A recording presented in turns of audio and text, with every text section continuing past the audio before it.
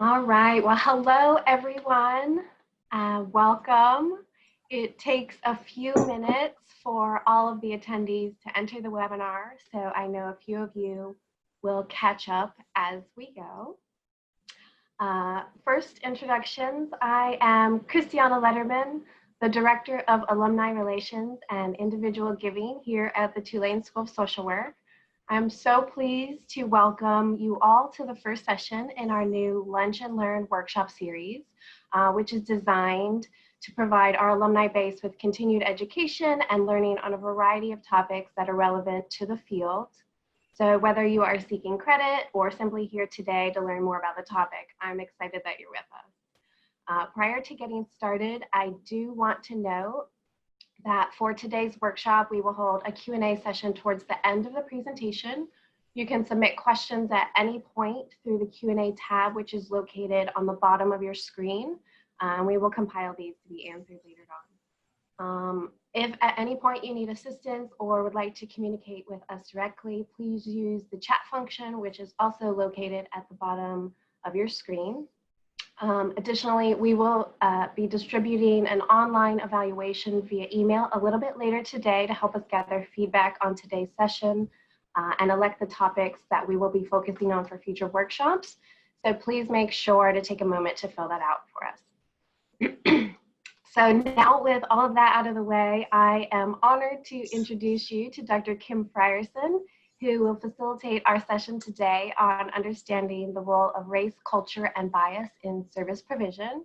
Dr. Frierson is a recent graduate of our DSW program here at Tulane and is a certified child and youth care practitioner with over 15 years of experience working in youth services, including at the National Safe Place Network and the Family and Youth Services Bureau's Runaway and Homeless Youth Program. Dr. Frierson's primary areas of focus include diversity, equity, and inclusion, reproductive health, training and implementation, and self-care. So Dr. Frierson, thank you so much for joining us today. The Zoom screen is all yours. All right. Thank you all so much. I really appreciate you spending the time. I also know midday is lunchtime is very important, very sacred, so I really appreciate you all spending the time with me. As Christiana kind of indicated, I have worked quite a bit. I really enjoy helping. I found when I was a practitioner, I was good at helping, but what I've really found in my later years of practicing is I have a passion for and am much better at helping helpers.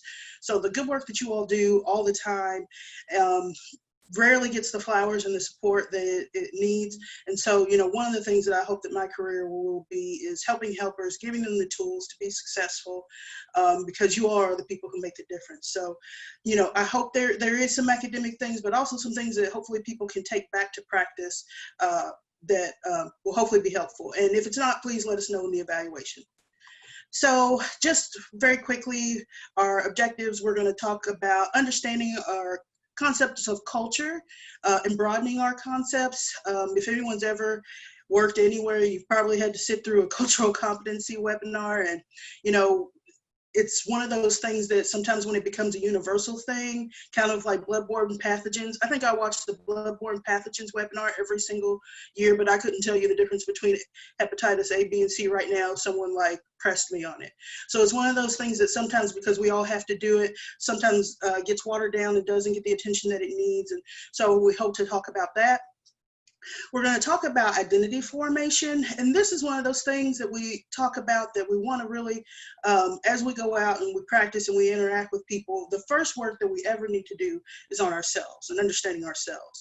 So we'll talk about that. We'll talk about how our identity formation might affect our clients and the people that we come in contact with, and then there will be some resources and some strategies that go out later. I will go on and say, because this is part of kind of my ongoing research, the PowerPoint will not be available, but any resource that I talk about in this presentation will be, and I will make sure that they go out in the follow-up email. So I really appreciate it. So if people want to take notes, please feel free, but because it's kind of a work in progress, I would hope to understand that just kind of we're trying to make it better. So quick housekeeping, this is a 2-hour meeting. Also, everybody's grown, I think. So take care of your needs. If you need to step away, if we talk about things that, bring, at least make you anxious, or, you feel like you need to take a moment, please do. Also, 2 hours is a very long time. I don't care what anybody says. So, take care of yourself. There are CEs, and I believe Christiana and Carrie can help if people are having issues with that. There is an evaluation. There was a pre and a post. I really appreciate people filling that out.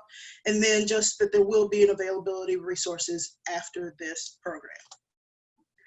So even though, we've all gone to school and all those types of things, I think it's really important to kind of start off with why understanding race, understanding culture, understanding where we come from is important. The first and kind of, glaring reason is because the profession says we should.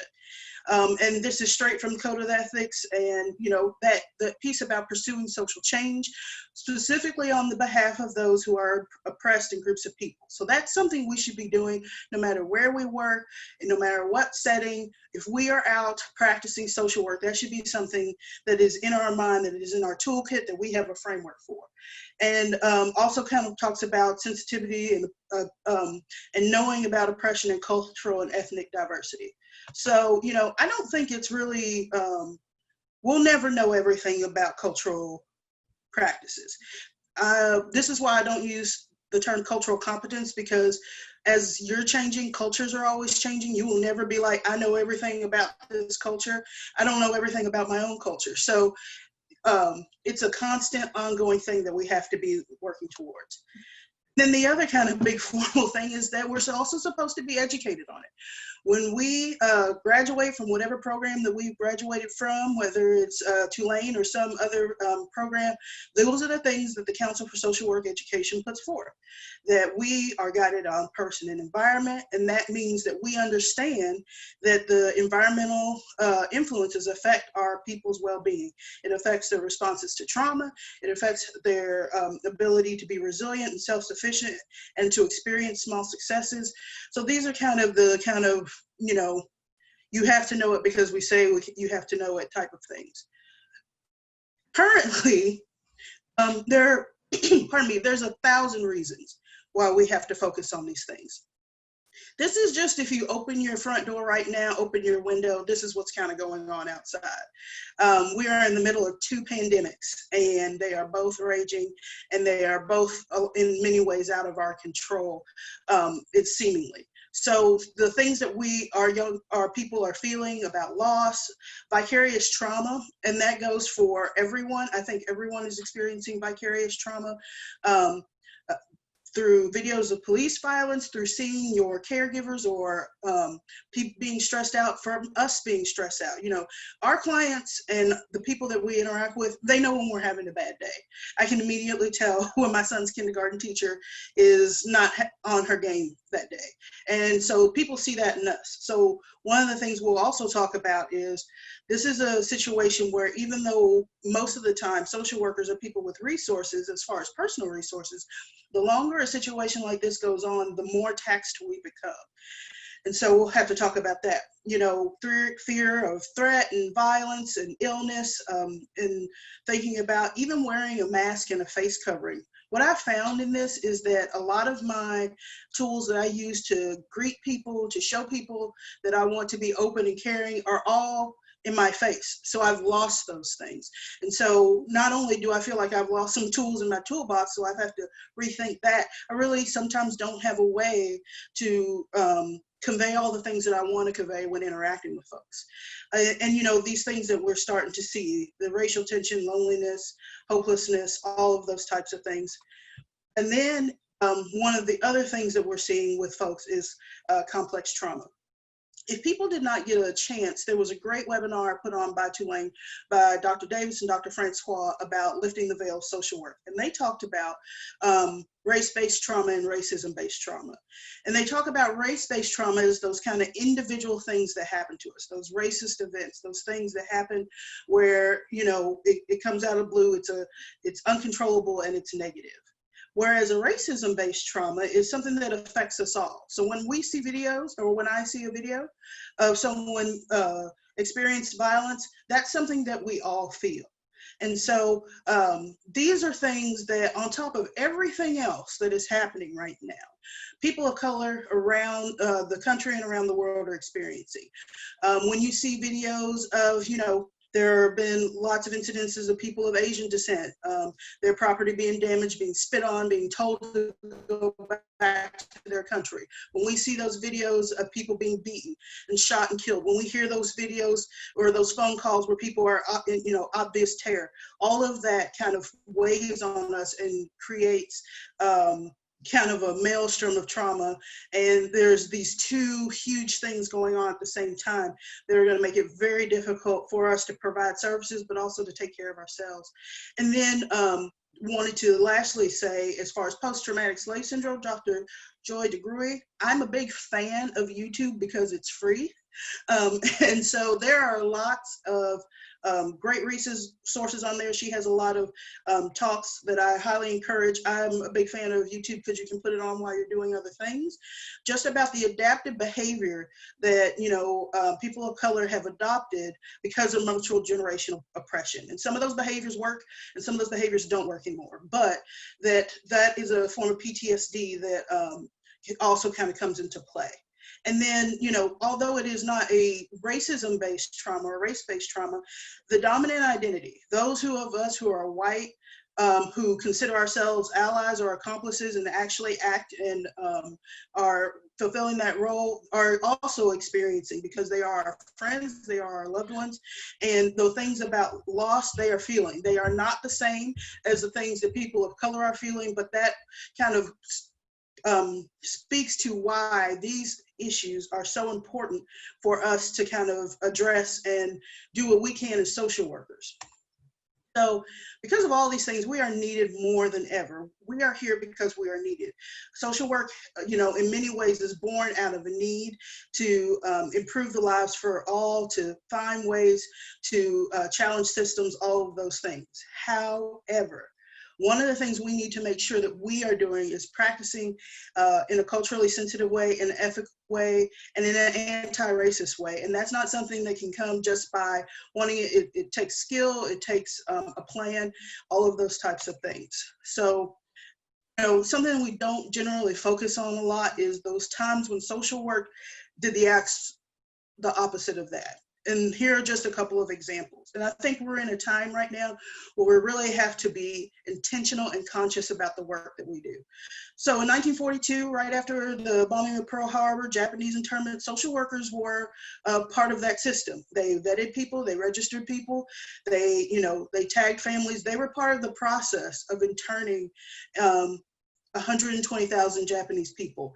And at that point, what they kind of thought about was citizenship, loyalty, patriotism, that this is kind of where we fell in that cog. So that is a time where, hindsight is 2020, but that we were complicit in that. In the not so distant future, the process of eugenics, and social workers were complicit in forcing sterilizations, often on people who were considered quote unquote feeble-minded, those who were poor, women of color, and even as not so distant past as the 1970s, the sterilization of Puerto Rican women. So these are just a few kind of incidences where I am sure that the social work profession felt that that our ethics really haven't changed that much, but these are some times where we did not live up to our mandates. These are the times that we did not live up to the things that we are charged to do.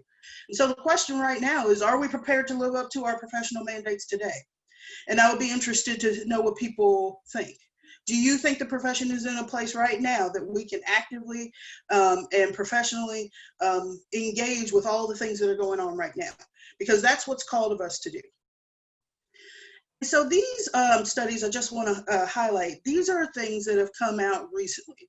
So a study by Davis and Gentle Warrior did a focus group with white social workers. And I pause right here to say this, that, in most metrics with who's in school, who's a licensed social worker, who's practicing in the field, the majority of us are white. So the findings that we found and that she found, and these are people who've been practicing for at least a decade, so they weren't brand new social workers. that they found that they still struggled with their self-awareness of being white. They still struggled to challenge systems, especially when they were an administrator or a director.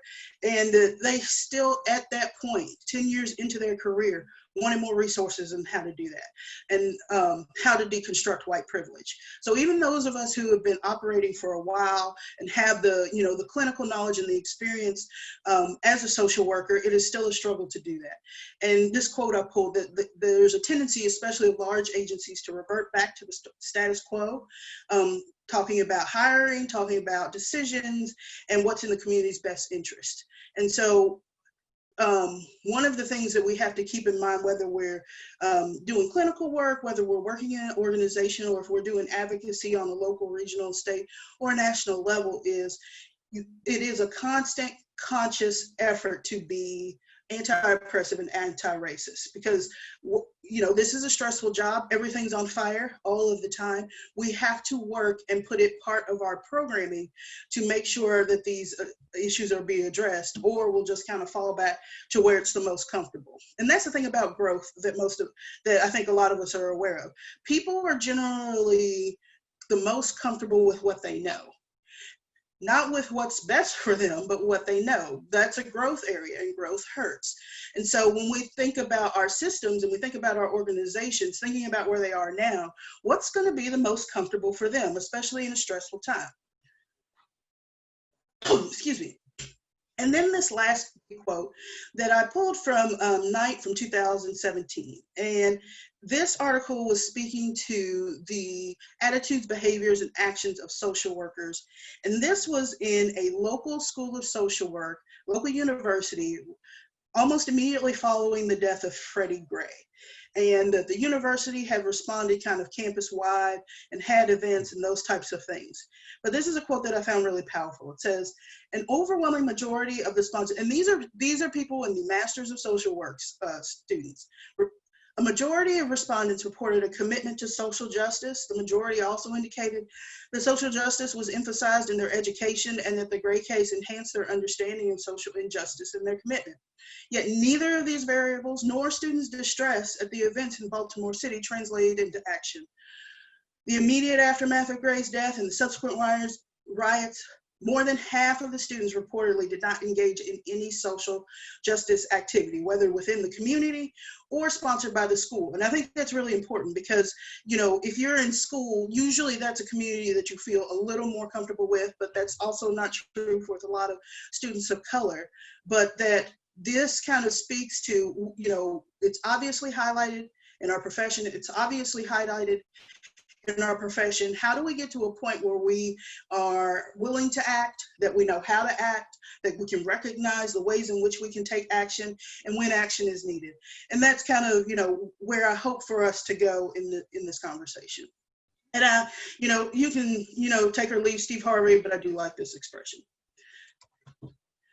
So, you know, most of us understand that, you know, individual problems often have systemic causes, and these issues really cannot be alleviated on individual interventions alone.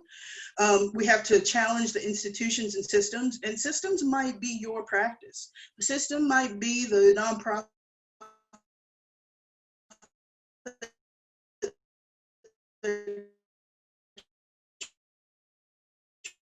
you work for. All of those systems that interact with our clients on a regular basis, and then we become complicit. And that as a profession is unacceptable. So really kind of moving into where do we go? What can we do? How can we be aware of culture, race, racism, and oppression and work in our day-to-day work to mitigate it? So it's got to start with us. It's got to start with you. So real pop quiz, if I were to ask somebody or someone were to come up and ask you, like, what are your identities? What are the first kind of 3, 4, 5 words out of your mouth? If someone were to ask me, you know, I would be like, you know, I'm Black, I'm a woman, I'm left-handed, I have a son. All of these types of things are, you know, what I would identify as my identity. And so thinking about that for yourself, what falls in there? What are the first 3 or 4 things that you say? So in thinking about that, what I would like people to do, and by no means is this mandatory, but think about how you would answer these questions. What holidays does your family or your chosen family or biological celebrate? What languages do you speak? What languages do your family or friend circles speak? Where are you from geographically? What part of the country are you from? What part of the world are you from? And then if I were to say, what meals are your family favorites, or what meals do you make very well? Most people can kind of, and you know, a sensation comes with that about what are my family meals? What are the things that, you know, my mom made all the time or that my grandma made? And, you know, some people have a lot of feelings about that. So thinking about those are some of the things that make you, you. However,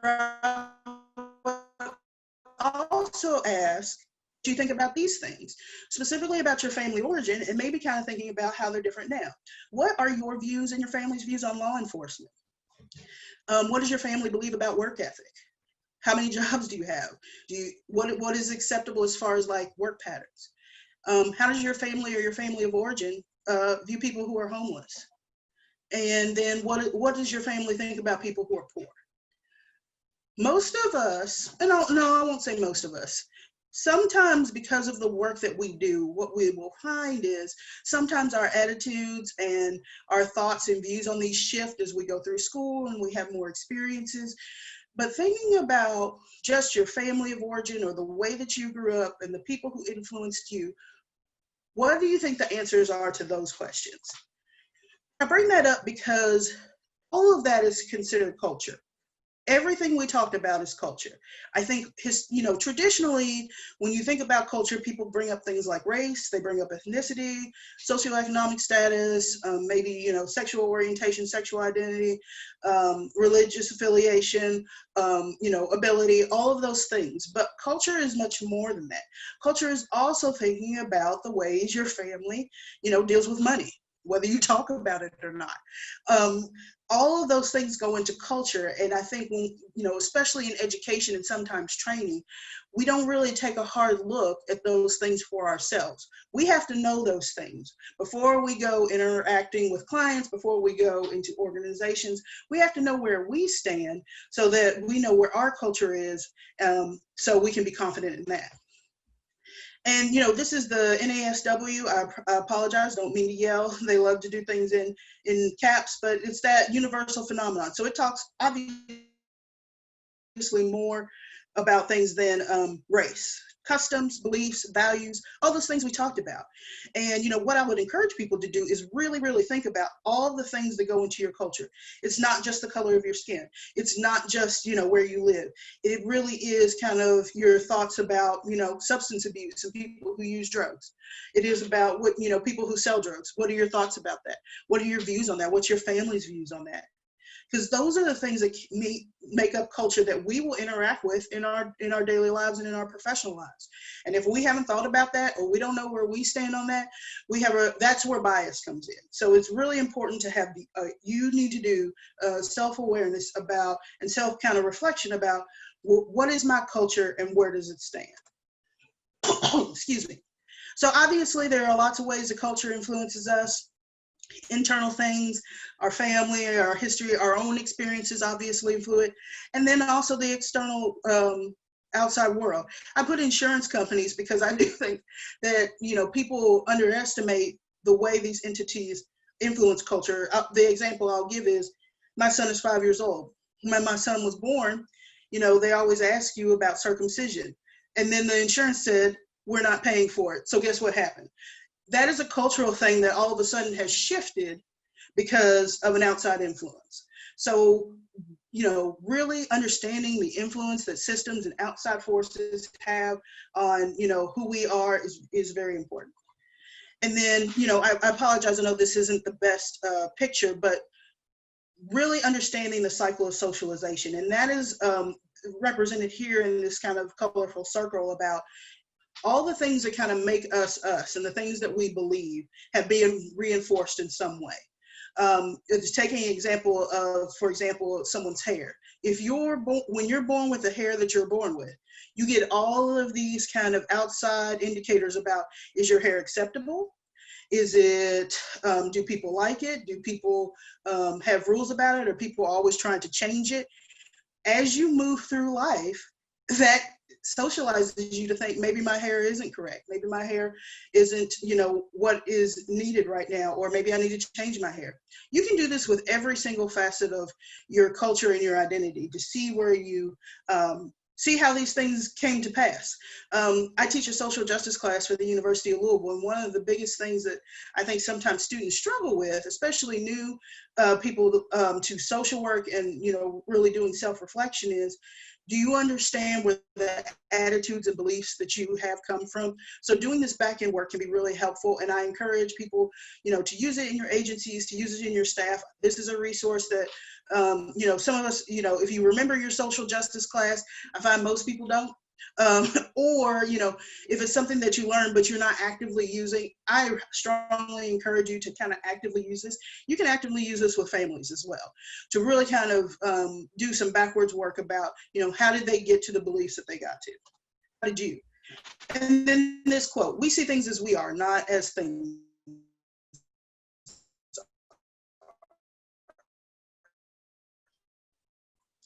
A lot of people, or, you know, a person playing the saxophone or some, you know, like a bass sax or something to that effect, but it really does depend on what our perception is. Excuse me.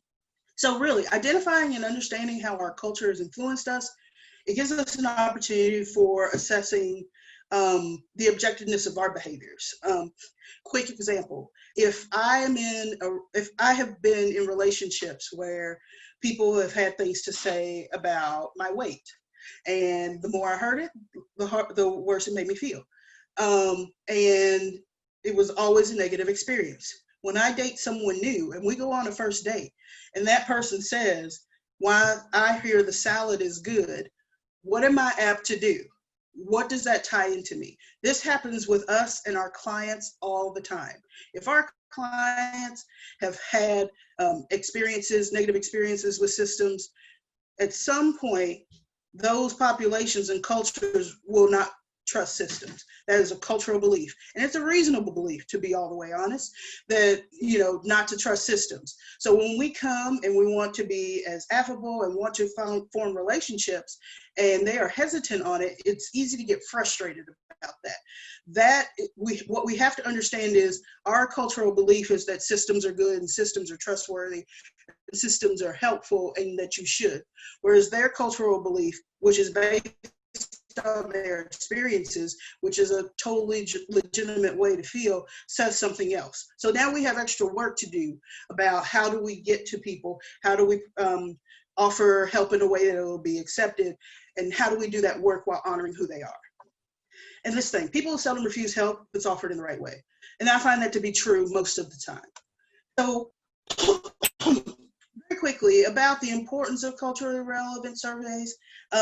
Chapin Hall, the University of Chicago, does a lot of work around runaway and homeless youth. And that is a population that needs kind of everything. They have a lot of needs.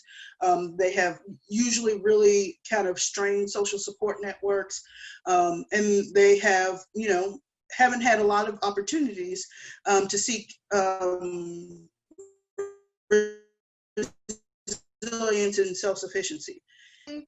Least likely to pursue formal services. In fact, when they are homeless or they are in trouble at home, they will actually access a service or seek something like that almost second to last, after they've burned every bridge, after they've slept on everyone's couch. And one of the things that they talk about is the perceived discrimination that they have received from service providers and other adults. This isn't specific to homeless youth. This happens with all our populations. And one of the things we'll see in that is, you know, that, like I talked about, they burn the bridge. So when they do finally end up coming in for services or seeking help or seeking therapy, they've gone through all the social supports that makes, you know, getting them self-sufficient so much harder.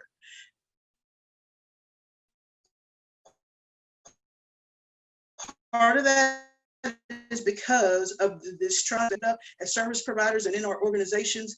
So we really have to work to be culturally relevant, culturally sensitive, understand what we're doing, because what happens is this, that people don't want to engage us. People don't want to seek us out. And, then it becomes, it's almost like, waiting to go to the ER when everything's wrong. If we could get in there beforehand and operate in a culturally sensitive way, we could really help people and hopefully maintain some of their informal supports, because that's what's going to be there, when we leave. So really some questions that I think, is nice for people to kind of consider when you're doing practice. And this can be at almost any level where you do one-on-one work, whether it's intakes, whether you're, working with young people, whether you are doing substance abuse, whether you're providing, mental health, is thinking about what is my culture, what is my identity, that you've done that self-work, and that you've also taken the time to understand their culture and identity. Based on that, based on my culture, how might I perceived, and based on their culture, what kind of issues might I have to work on myself? I used to work at an agency that in the hiring process, in the second interview, they asked you, what type of client do you think you would work the best with? And what type of client do you know that you would struggle with? And one of their biggest red flags is when someone came in and said, oh, I work fine with everybody. That is generally not the case. And it's sometimes indicative of the fact that you really haven't done the self-work to kind of think about, what are some kind of things that either aren't comfortable for me, I don't understand, they're not my cultural experience, and I might have feelings about. So really, the self-work is key. And remember, it's rarely about you, and that clients are entitled to their feelings, and that we have to respect and understand those. And even if it is about you, we're still mandated to provide services and effective ethical services. So, these cultural considerations, I think, are kind of the least of it, but things that we should be asking ourselves when we interact with folks. And then, creating opportunities to learn, with clients to learn culture. And this isn't tell me everything that you like about yourself or what's going on with you. Creating discussions, providing opportunities to learn these things. If you are incorporating these topics into your supervision, so that because to actually operate in this manner, it has to be constant, it has to be ongoing, and you don't ever reach a point where you have conquered it. You always need checks. You always need someone. I'm a big firm believer of bringing someone else in to help, because they can keep you accountable, and sometimes they might be able to see things that you can't. This also kind of speaks to number 3, which is, peer review or coworker audit. I like to do this when it seems like I have a client that I am absolutely struggling with, like we don't get along or there's something going on. Sometimes I will ask a peer about, do you notice anything about our interactions that maybe I should be aware of? Or do you feel like I'm, practicing in a way that's maybe, influencing in some way? Because those things are sometimes very hard to see. A lot of people, unless they've actively worked on it, it's hard to pick out what their bias is. And this is what we're talking about, these biases that come in. So if you have someone you can trust at work that can help you as far as like auditing how you interact or something to that effect, whether it's a supervisor or a peer, I highly encourage that. Continuing to get training in CEs and, recognizing that it's an ongoing process. One thing I will say is, if you pick someone if you would like to do a peer review, please make sure it's somebody that you have a relationship with that would merit that. Please don't just pick a Black person or a woman or somebody and being like, I need you to tell me if I'm being racist, or I need you to tell me if I'm being culturally inappropriate. That's not appropriate either. You should have the type of relationship with somebody, working relationship that you respect and that, is reciprocal, and that you have that relationship before you ask this ask. So just a little caveat. And then just a quick thing about intakes and screenings. And, a lot of intakes and screenings and assessments, or at least screening and assessments, some of them have done some work about cultural adaptation, but a lot of them haven't. And a lot of us work in places where we've made up a form. And so one of the things to just kind of, or we have in-house forms, is just to think about whether that form is really taking in cultural beliefs. And if you can offer it in different languages and have it be done by a native speaker, that would be great. Some language assessment may be needed. an example that I remember from practice is, it's kind of the question of, if I ask somebody, have they been abused? They usually say no. But if I ask, so someone hit you, or if you've been hurt, sometimes they'll be like, oh, well, yeah. So those are the types of like language things that you may need some assistance around. Or if you have questions that everybody is like, what do you mean? That might be an indicator that, or people answer it in the way that you're not wanting, that those are some questions or things that need to be addressed. And then having other stakeholders and community people look at your stuff. If you created an in-house assessment or an intake, I would have other people look at it. Other communities, other stakeholders, just to be like, you can ask that question, but I don't think people are going to know what you're talking about or any of that. And then just sometimes omitting the problematic question. Because remembering, evidence-based practice is, even though something is research-based, our clinical knowledge and our client feedback, that's how we get to the process of actually doing evidence-based. So you would still be on the up and up as far as evidence-based practice, and it should be what we're doing to do ethical practice. And then this is just a quick shout out to strengths-based. I don't think it's a coincidence at all that if you're actually doing the 6-point actual strength-based practice that Rapp and Salibi talk about, that you're very close to doing culturally sensitive practice. And all of these things are being present. Strengths-based practice is not reading the file and then saying what's good about that person. It is actually doing this work here. It is about being goal-oriented, that it's collaborative, that you assess what strengths they have, what strengths the family has, that that it is a relationship. So, if you're an agency or you're a practitioner that really kind of digs into strengths-based, that, culturally sensitive practice is not the exact same thing, but you're well on your way to doing that.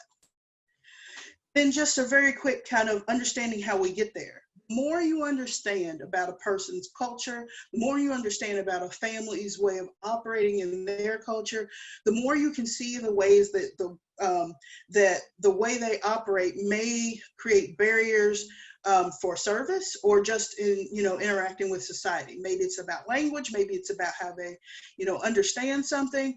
But the more you understand about someone's culture, the more open you'll be to seeing how that interacts with systems in society, and the more you can kind of speak to the ways that aren't working for that family. And that's where social justice comes in. Knowing that gives you an opportunity to whatever platform you have, being like, this isn't working for this group of people. What can we do to minimize the barriers? So that's really, as far as cultural diversity and responsiveness and sensitivity, that's how you get to the social justice piece of that. Because we have to understand that. We have to understand the ways that it's not working for folks to speak intelligently about how to change it. Then really the reality of identity is that there are some things that we get to decide for ourselves and what it means. And then there are pieces that are decided for us. And I think that's really where you get into the idea of race versus culture. Most of the time, we get to decide what's our culture, what we eat, what we wear, all of those types of things go into culture, how we feel. Those are usually things that come internally or from our sphere of influence. A lot of times race is something that is put upon us. So if I were to ask you all as a group, what is race? What would you say? And you can type it in the chat, or just kind of think about, what would you consider race? When you think about race, what is it? How is it defined? And depending on who you're talking to and looking at, it's different. Sometimes people are talking about physical characteristics. Sometimes people are talking about, it is a concept that people use to categorize folks. Sometimes people talk about it about social relations and physical traits and ancestry. And I would argue, and I think most people kind of understand, that race is all of those things and sometimes none of those things. That race is used very specifically for very specific things. For example, on the census, if you are from Morocco, North Africa, you are white. That is how you mark yourself on the U.S. Census. Does that definition of white fall into what we see here?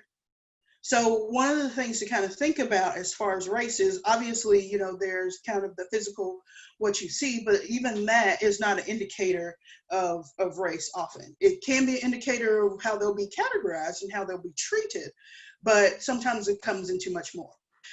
These people, if I were to ask you, what race are these people? Are all of these people white, or are some of these people people of color? What would you say? And it really kind of speaks to the definition of race. Really depends on the situation and the context and how it's being used. I will offer all of these people here have a Caucasian or white parent, every single one of them. But I would argue that some of these people are not considered white. And so what are the actual definitions, whether that our agency, that society, how do we use race? Who is white? Who gets to be white? Who is black? How do you decide that? And that a lot of those times it's decided for us. So, you know, very quickly, people form racial identities in many ways. There are quite a few models of racial development. This is also going to be a resource that I send out that has Black racial development, you know, white or Caucasian, Asian, Filipino. They'll have a lot of models. And what I would encourage people to do is to take a look at that and kind of see, they all are kind of in these steps. And I would be interested to know, where do you think you fall in that? So, you know, I'm going to highlight the Black identity development one, but you know, and this very much mirrors the cycle of socialization. When you come into the world, you kind of don't know anything, right? You just come in, you're just a baby. You haven't had any kind of feedback whatsoever. And then the first kind of place you kind of end up is acceptance, that, you know, that the prevailing, the white majority, and then you understand yourself from the perspective that white is quote unquote the norm or normal. Normal is a setting on a washing machine. There is no baseline as far as that is concerned. So that's one thing we also have to shift in our perspective, that everyone has a race, and that white people do have a race. And it's when we talk about whiteness or the absence of that, when we don't say that, we treat it as this normalizing factor. I was in a training a couple of weeks ago, and a woman who runs a shelter in the South was talking to me about how initially when they started, the African-American girls were sad or upset because they didn't have the right hair care products there. And then she said, all we had were products for normal hair. That is what we have to get away from. We have to get away from that understanding that dominant identity is the baseline identity. And in this situation, we're talking about whiteness. At most times, you get to the piece about resistance where you start to reject the prevailing majority's culture. This also is a cultural thing because Black is not a straight culture. We'll talk about that. This could be influenced by where you live. Or do you live in a predominantly white area? About when this takes place. Do you live in a predominantly African-American or a place of color? Then the redefinition about renaming and reaffirming and reclaiming one sense of Blackness. After you've gone through that, you understand that the baseline is white, and then you understand that you're not that, and you have that conflict, that it takes coming back to your Blackness, having it be reaffirmed and reclaimed, and then integrating that into your identity. If people have not done this kind of work with themselves, I highly encourage you to do it. It will be part of the resources that come out to really kind of think about where you fall on that, because I think that can also help you with understanding your identity. Because remember, if we want to operate in a culturally respectful way, we have to know ourselves first. And then this resource, these identity tools will be sent out in the after packet. So please, you know, just in interest of time, but to really do that work, because it's very, very important. And so kind of hop, skip, jumping to the idea of race and then racism, I really want to take one step back and talk about oppression.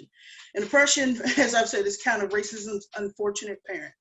And Iris Young from 1988, and some of you might remember this in your social justice class, but the reason I want to talk about it is because I think this can also give people an understanding about just the way oppression and racism kind of fit into the overarching society, and how what identity people occupy really determines the type of oppression they might be enduring. So there are 5 kind of, faces of oppression: exploitation, marginalization, powerlessness, cultural imperialism, and violence.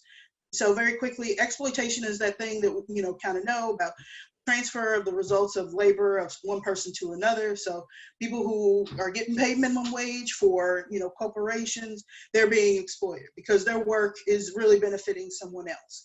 And as we can kind of obviously talk about historically about the slavery, African slavery, the building of the Chinese building the railroads in the West, that this is something that's kind of baked into capitalism and kind of American history.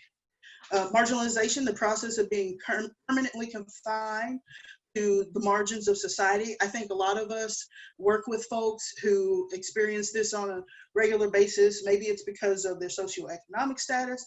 Maybe it's because English isn't their first language. Maybe it's because of, quite a few things. But even thinking about the people that you work with, thinking about the ways that they're kind of pushed to the margins of society. A great example right now that I'm experiencing is in light of the current COVID pandemic. We are doing online school. Online school works great if you have the resources and the internet and the computer to do that. But what happens with young people who don't have that is they're starting to fall farther and farther behind and get pushed and pushed and pushed. And that's just one example. Especially in current events now, there are so many ways that people are starting to get marginalized. Educational gaps are increasing, financial gaps, all of those things. Powerlessness, having little or no work autonomy, or little exercise little creativity at work. We all know, a lot of hourly jobs are this, that you don't really have a say in what you do or how it's done, not having technical experience, all of these things. And that it is dangerous, that for most of us, our inability to affect change is a very desperate feeling. And I think that also mirrors the feeling that a lot of people of color are feeling in the country right now. That, there have been a lot of efforts for a lot of years. And although things are, on surface look different this time, but people have been putting in work for decades about trying to, push social justice, racial equity, all of those types of things with mixed results. And then cultural imperialism, the fact that the dominant group is to set the group's experience of culture.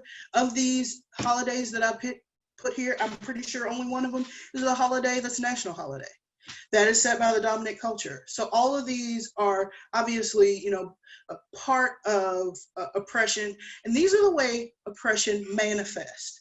So we'll kind of talk about that, but I'm sorry, I have a 5-year-old and he's absolutely crazy. And then violence. Members of some groups live with the violence that they must fear random, unprovoked attacks on their persons or property, which have no motive but to damage or humiliate or destroy the person. So understanding that violence isn't actually just the physical act or the emotional act, it is the threat that it happens.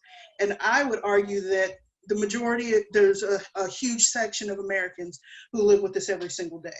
And so the reason I kind of come from that angle is consequences of oppression, the consequences of all these things that create barriers for people are the isms and the phobias and the obias that we know, that we talk about. And so when you experience marginalization and you experience violence and you experience, exploitation based on your race, that is racism. And I think this is a good way when people kind of give you pushback about how racism is not just one or two people behaving in a certain way. Racism is a structural thing that is in every system in American society. And when you think about the kind of the way oppression operates and the facets of it and how it actually works, I think it sometimes can be easier to speak to other people about how racism is really about the barriers and the, disproportionalities that we're seeing as far as like health and access and opportunity, and, even being able to use a service. Just because it's there doesn't mean we get to use it. So thinking about oppression and thinking about, how it really gives people a way to think about what are the things that are happening based on race, that is racism. So, if you're, suffering from oppression or, experiencing maybe marginalization because of, you don't have money for the, because of your socioeconomic status, that goes into classism. But this can sometimes kind of be a way to talk about it.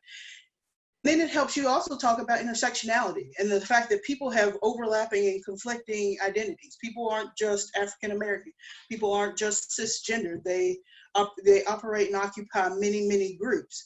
And so racial identity intersects with all of those places. And so it affects the type of oppression that they endure, and it affects their, the type of treatment that they get. So intersectionality, sometimes people like to label it identity politics, but it really does speak to, it is not so much that, it is more about understanding the very specific mechanisms that are affecting someone who is an African-American woman versus an African-American man. That's what we're talking about here. And so the reason I go through the oppression piece is because I do think it's important, because a lot of definitions of racism, in my opinion, would lead someone to believe that racism is when one person does something to another.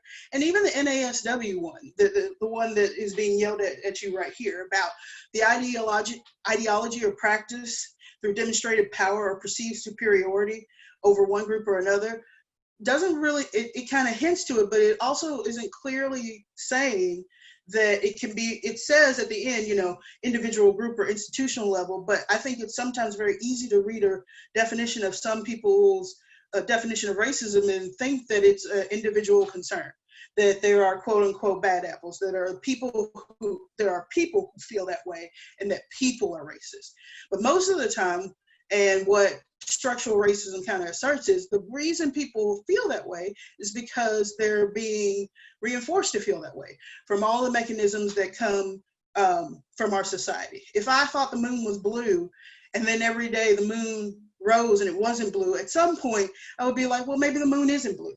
But if I am acting in a discriminatory way or, having racialized behavior, eventually I would have some kind of dissonance if I wasn't getting fed it from the overall society. So, I think talking about oppression, talking about racism can sometimes help people, get along as far as thinking about it in a structural way, about that these are the things it creates, and also that it becomes not bite-sized pieces, but it becomes a little easier to digest.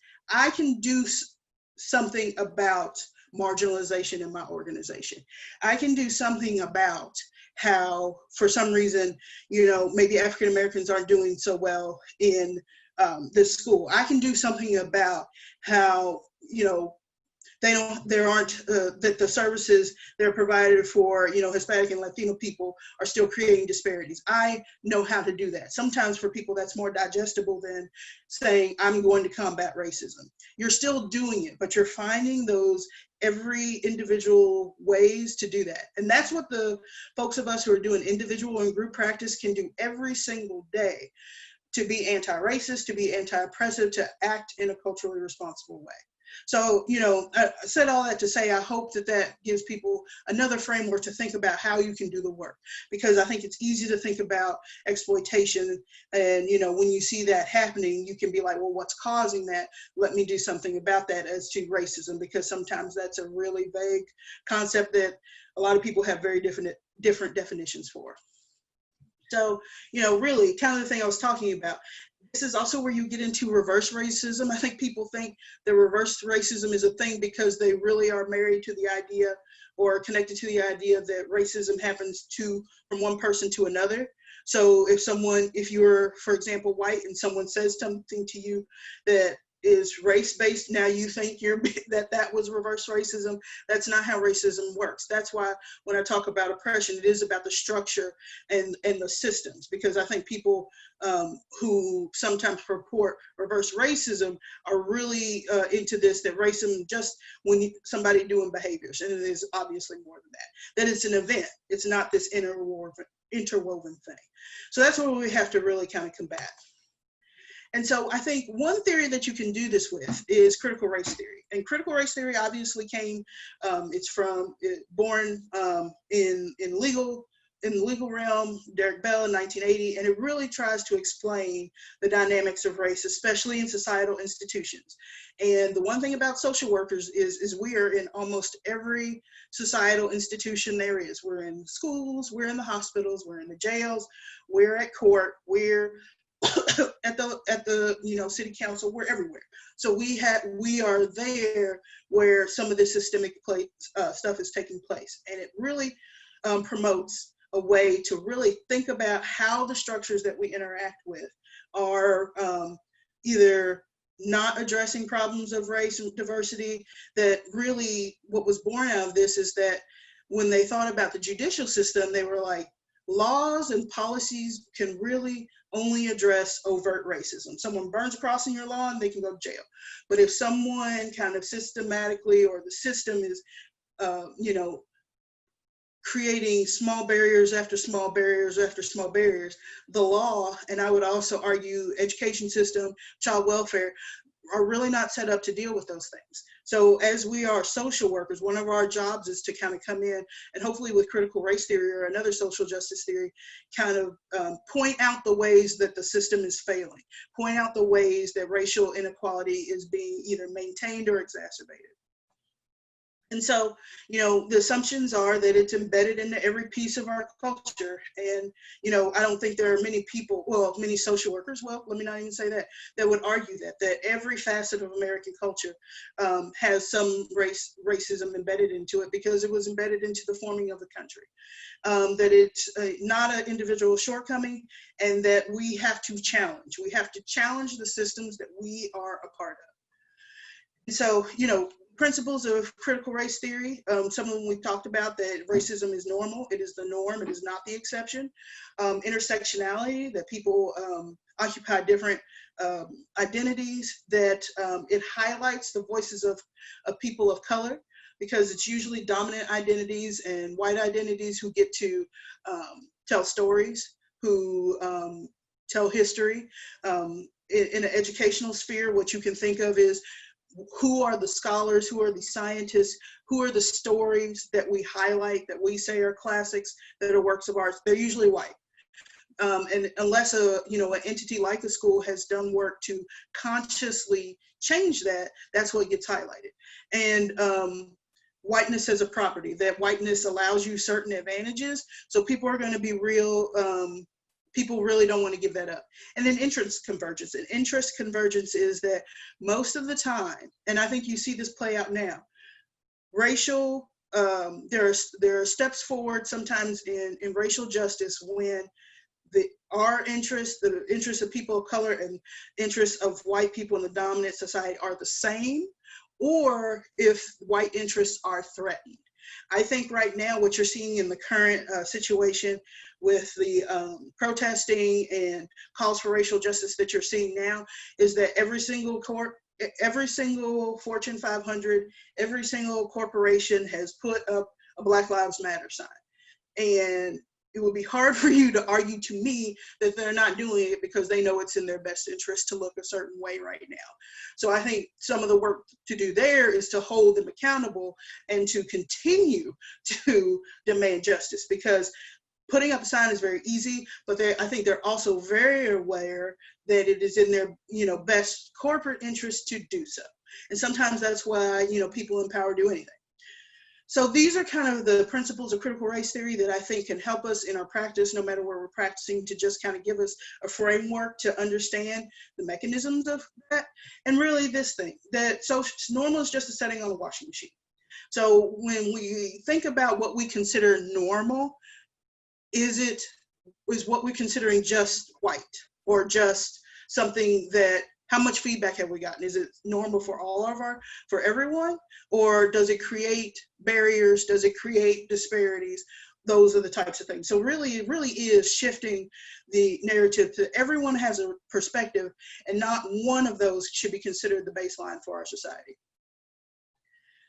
So, it's important that we be present. We have to have macro social workers, and we have to have people in the field who are skilled at these types of things.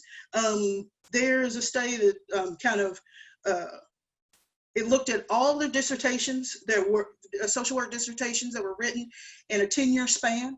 And I think there were about 466 or so, or 466 a year. Of those, about 30 of them even talked about macro issues, and even less than that talked about like anti-oppressive, anti-racist issues. So if people who are the leaders in our field really aren't focusing on this, then we are in trouble, in the sense that it might fall to the wayside. It has to be something that is focused on, that people research, that people are, being active and practicing in the community. And so all of us are kind of mandated, as we talked about in the beginning, to know these things, to have these skills, to have the confidence to do it. And now more than ever, the onus is on us and the impetus is on us, not just to know them, but actually to have them be an active part of our practice. So, if people who aren't familiar or don't have active practice theory skills, whether it's critical race theory or another critical theory or social constructionism, it was really important to at least have a working knowledge of those things, because, if we're ineffective, then the people who are the most vulnerable will pay the price for that. And then just a quick tangent about organizations and agencies. And so this is a quick quiz that I would like people to just think about in their head is, when you think about the place that you work, if you're working in a social work realm, what are the reactions or the policies to these types of behaviors that happen with young people, with clients, with families? Missing an appointment, or constant tardiness, or quote unquote non-compliance, which everybody has a definition from, that sometimes shifts just to meet a certain need, and then aggression and hostility. And if you think about where you worked, has that been the same everywhere you've worked, or are organizations and the agencies very different? What you generally find is that organizations also have a culture. And there's a couple of facets of it. There's the formal stuff, there's the policies and the guidelines and the licensing and the grant requirements that tell all the wonderful things you're going to do and all the things you have done and how you're going to keep yourself doing trauma-informed and culturally responsive and all that. And then there are the informal guidelines. And that's the day-to-day stuff that set the culture for the agency. And that gets into staff behavior and expectation. It gets into promotion and hiring and firing, what the staff look like, what is the culture of the agency. I worked somewhere where there was a person who was late every day, and they were late probably like 3 hours late every single day. As far as I could tell, there was absolutely no repercussion for that. So one of the things that I knew about the organizational culture of my agency is lateness is not like a deal breaker by any stretch of the imagination. If you think about that as far as what policies and how your agency operates in an anti-oppressive or non-racist way, think about the places that you've worked and, be honest about how were people treated, what were the informal things, were there certain staff that got away with certain things, were there certain staff that were favored, were there certain staff that were vilified, what type of client were you serving, did you have a disproportionate number of white or black or other types of clients?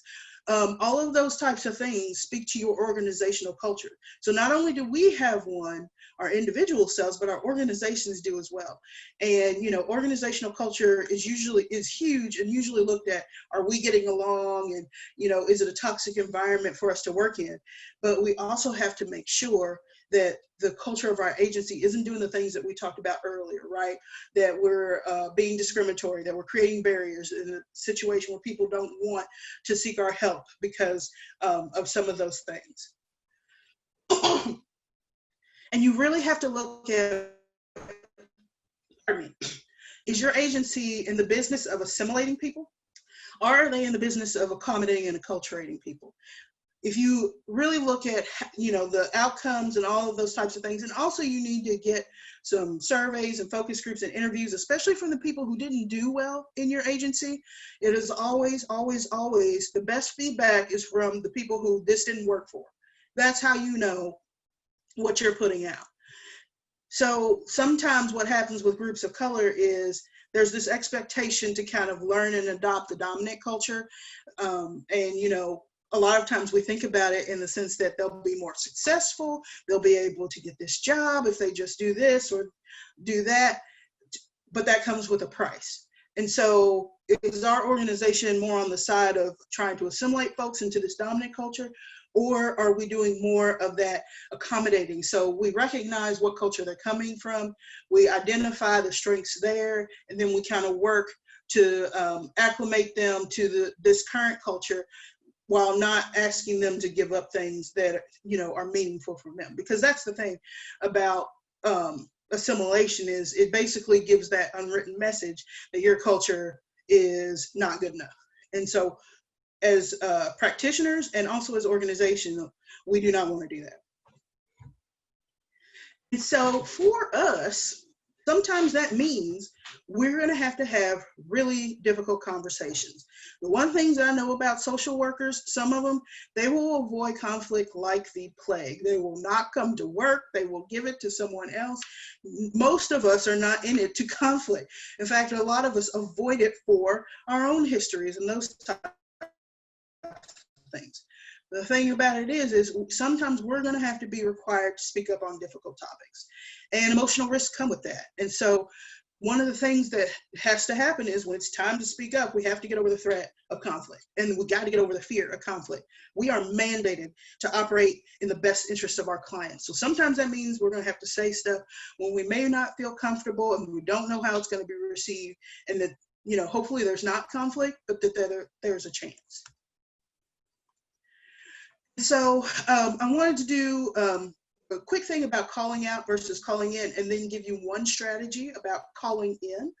So Laura J. Ross, doctor, has talked a lot about calling in and the concept of calling out versus calling in. And let me just say up front, I think there are opportunities and times where you might have to do both. I'm not a proponent of you never call anyone out. There are times where people absolutely need to be called out, but that they have different aims. So calling out is kind of, you see that on the internet all the time. You see that sometimes at work where people just kind of call somebody out, and sometimes it's focused on that person. It's focused on what that person said, and usually it's because they've said something hurtful, but what is put back also might be hurtful, and also might be discriminatory, because it's usually kind of a mirror of what they put back. And so depending on the kind of role or position you have with someone will really depend on whether you want to call in or call out. Like, for example, I think it's very appropriate to call out if you're trying to challenge power. If someone in a position of power is just doing something or saying something, or operating in a way that needs direct attention and may even be about safety, you need to call that person out. You need to use those, you have to resist that. Whereas a call in, and this is usually a good technique to do with supervision, with faculty, when challenging staff, or with students, because calling in is more trying to be collaboratory. And so instead of the person, it is more about the aim. And the aim may be about trying to get goal focused or trying to get them to get somewhere. Let me also say, calling in comes at a great price. When someone said something really foul or something really that's hurtful, and they can't even conceptualize the way that it's hurt, to have the skill and confidence and professionalism to call someone in, that costs something. So I don't want to say that just use these and this is what we should do, because I recognize, as someone who teaches at a university, a predominantly white university, with master social work students who sometimes kind of say things that could be hurtful to other staff, or just ignorant in the sense that they don't know it yet. That tool of calling in, sometimes I have to use, and that doesn't mean that it doesn't frustrate me, and that I or, you know, if you use calling in, you bear the brunt, a lot of that emotional weight, because you not only have to mitigate the thing they said, now you have to come back in a somewhat therapeutic way. So it is difficult. You have to decide which path to take. So, you know, if you're at work and you're with a coworker, maybe calling in is better, or maybe if you're done for the day, maybe it's calling out.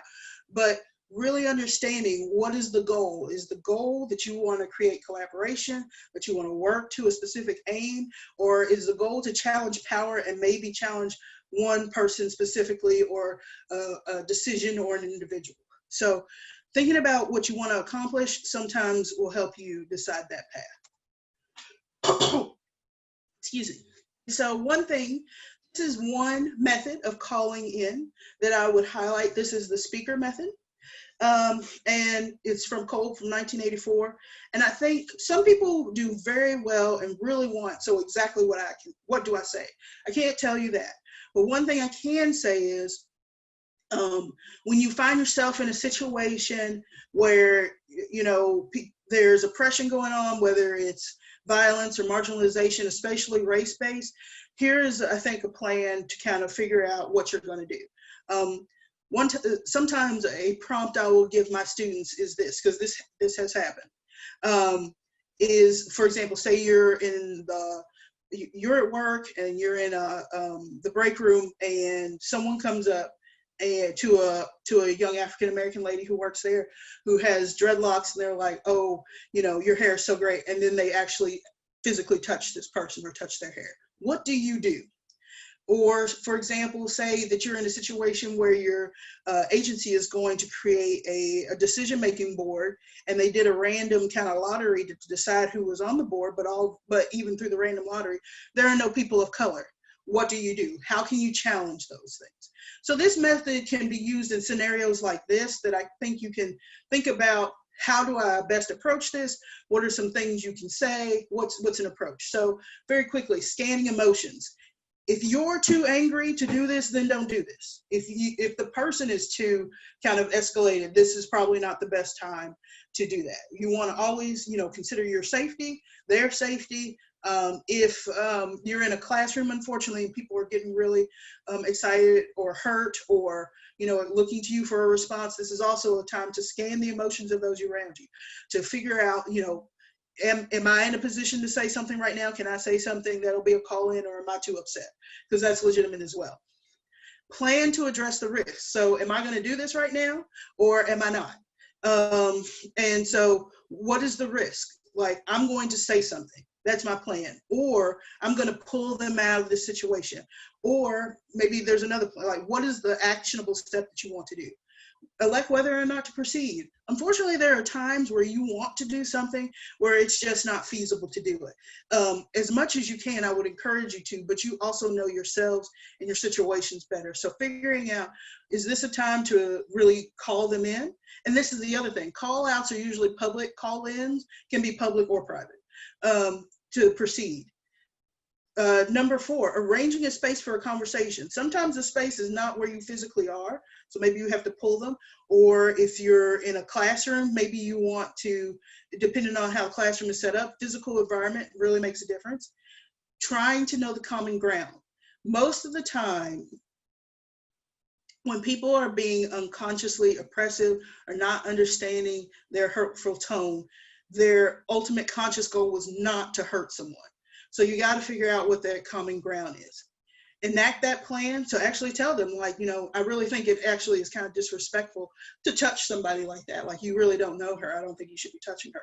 Or, you know, if you, and I think that even that borders on calling out. A more call in is kind of to the point of, you know, is it okay if I touch your hair? Or, you know, that seems pretty personal, you touching her hair like that. Those are the types of things that can kind of be called in. A great call in that is just like Spanish fly to all, that's a terrible, I apologize, but that's just like people love, especially a social worker, is, how'd that work for you? Did you get the response that you wanted? That's a call in that can almost work, that people love to do, because it's kind of, especially us people doing therapeutic stuff, you pull it out all the time. Those are the types of call in questions about. So, like, why do you think people are upset right now with what you said?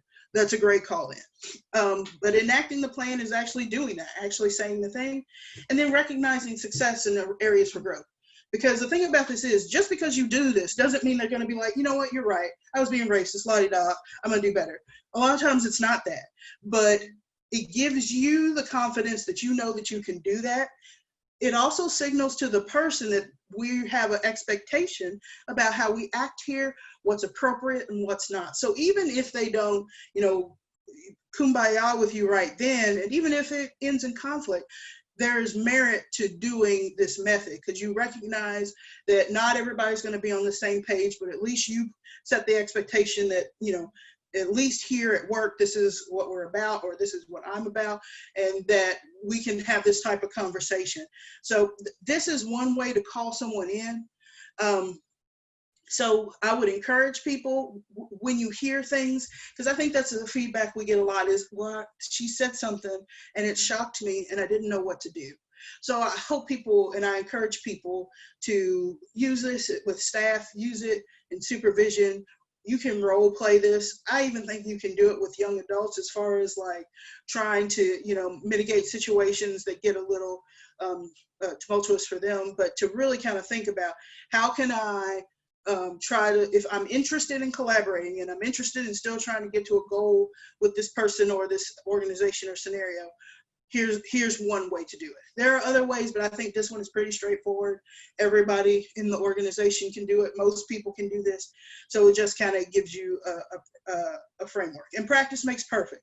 Like, it might be a little weird and clunky the first time you do it, but that doesn't mean that it's not effective. Excuse me. And then just quickly, some recommendations for leadership. You've got to assume, especially if you're going through a critical race lens, that your organization has got a problem, that it's a part of the problem, because it's a system, that there are unconscious bias and conscious bias all through it, that you have to assume that there are structural inequalities that there are to address. You have to openly and explicitly address the organization's intention to do something about it. And that might even mean doing something publicly, because even what that does more than anything is it creates accountability for yourself and your agency. When you tell the public you're going to do something, that puts the onus on you to really follow through. And sometimes that's what an agency needs or a program needs for that. Given that racism is usually ordinary and pervasive, that if you have the ability to create a diversity officer, and this is a position that hopefully should not be a dead-end position, like someone gets stuck as the diversity officer and then they don't get to be promoted, or I'm like, oh, you're already here, now you're also the diversity officer. That's not how that works. This has to be a position that is a senior position, that has opportunities for promotion, that has decision-making abilities, that is set to look for that. If you're in a position where you really can't afford a diversity officer, because a lot of people can't pay them what they need, you need someone who is on fire to do this work. And I would argue that the School of Social Work probably has interns who are hungry to help you get started to do this, but that people want to do the work, and you need to respect and treat that with respect. It's not a tack-on thing. It's not this extra part-time thing. It is a senior management position that is recognized and stuff. If you can do that, because it will take somebody looking at all facets of your organization and your staff to really get to where you want to get. You have to have inclusive strategies about, you know, you got to create for inclusion, cultural diversity, you got distinct strategies. Like, I should be able to walk up to anybody in your agency and be like, what are you all doing? Or, you know, number one, what is it about, what is your stance on, you know, racial equity or anti-racist practice? Is it in your mission and vision? Can you tell me what it is? Those types of things. I should be able to ask the cook. I should be able to ask the receptionist. I should be able to ask a family who walks in there that have been working with y'all.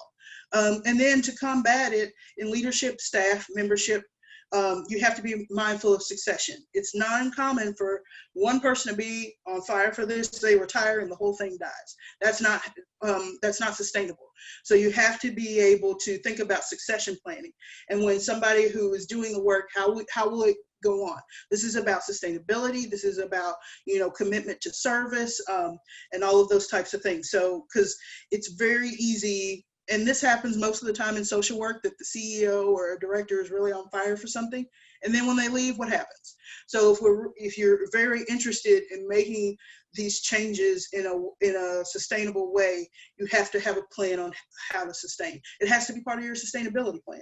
I would also, and this is just public service announcement for everybody, no matter what training, if you are working in an agency and you have not read the grant that you are working on, if you don't know what the mission and vision are, and you don't know what the tasks that somebody said that you would do are, please go find that language.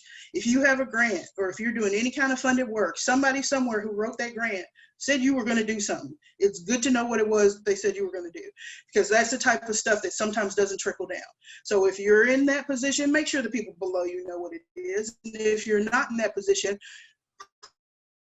please advocate for yourself to figure out what that is, because that is the way you can try to figure out, you know, so if it's not in our organizational plan, so how can we address this? How can we make it a part?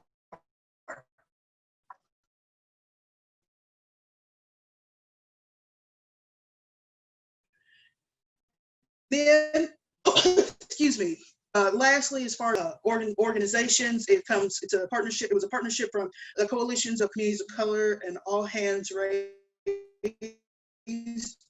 And it's got a couple of checklists in there to just kind of gauge a snapshot of where you all are. And it talks about everything from, you know, what your staff look like, your hiring and firing practices, your mission and your vision, all of that type of stuff. So just some questions that are in it that are to be considered are,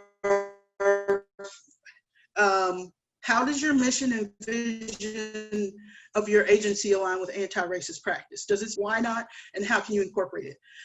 Who in your agency has access to the data? And what data are you collecting? Who is doing those audits?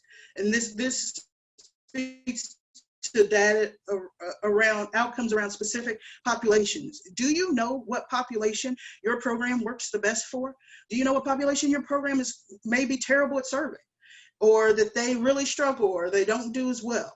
That's the type of kind of tangible stuff that can help you as far as program evaluation, run a more effective agency practice, what have you. Really looking at your data, and you have to be collecting it. You have to be collecting demographics. You have to be collecting success, whatever your version of success is. And I will also add a note that whatever your version of success is, it should have community involvement with that. You should not be the only person determining what success means, because numbers are great, but a lot of success kind of folds into white supremacy, about meritocracy, about, you know, pass and failure rates, or that they did this X amount of times. What is success has to be a discussion, and how you measure it has to be a discussion. Are you, as far as length of stay, number of referrals given, all of these types of things are things you probably already have. Who is looking at that data to be like, how does it break out racially? How are we doing across, you know, the board? Because, you know, what you would hope is that you would be as successful with everybody at least the same amount. But if you're finding, first of all, you got to look for it. But if you're finding that you're not, that is a place to start about how to be more culturally conscious in your organization, and also more racially equitable. So I know that was very fast and dirty as far as like data, but data is so important. Data can tell you about your repeat people. Data can tell you about who it's not working for. Data can tell you about, especially referrals, maybe something you need to start looking into do it. Because if everybody needs something, especially of a you know, certain ethnic or racial thing, then that might be something that you programmatically look into.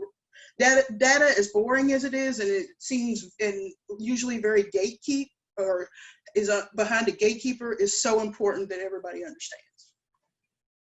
And then the last thing I have, and it doesn't look like I will be going to 2 hours, I apologize, but it is really about self-care. And my tagline for that is, it's not just for you, it's for the people you serve as well. And the reason I say this is because of, there's a study done, obviously, from Scientific American, where they found Israeli judges who would rule on parole. What they found is, at the beginning of the day, they were more likely to give parole, and as opposed to the end. If they ate a snack, it would jump back up again.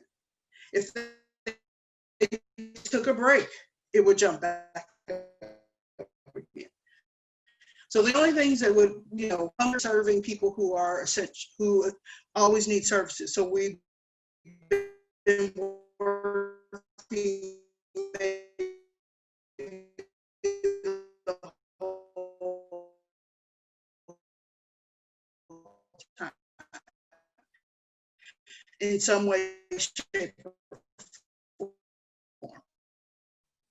And there are so many stressors right now that what we don't all this alarm. We can't see a future way. So how do we talk to other people about that? And we start to make the simplest answers for our clients. And so self-care is important, not only because it's good for you, because usually social workers, in my opinion, don't really care about what's good for them, but it is good for your clients as well. We want to talk about that it is so important that you have some sort of routine. And this quote is about the two pandemics. That, every headline in prior years, Black Americans, we've usually found solace in our collective fellowship of suffering. Social media timelines become flooded with our own amen choirs and outrage.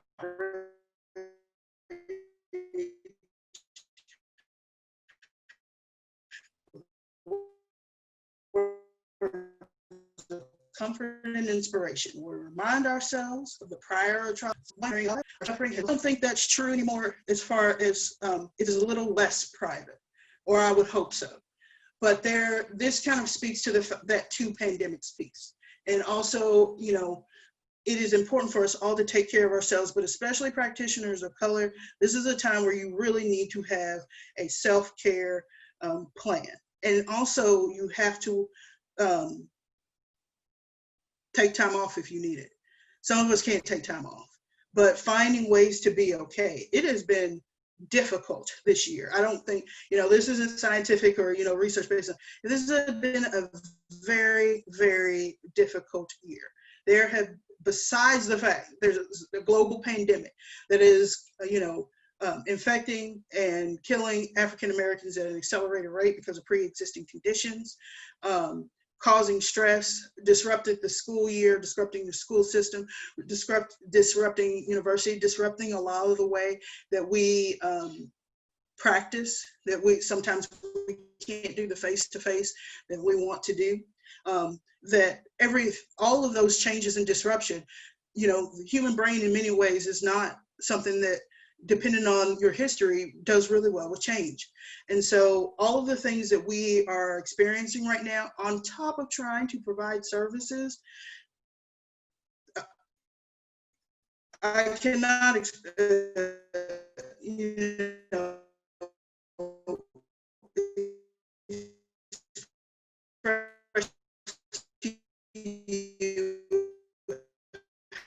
how important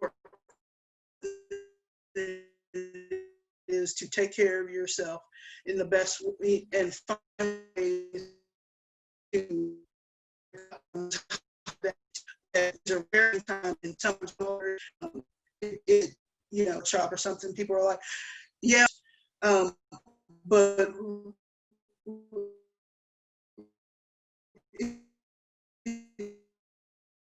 it's really important right now. So,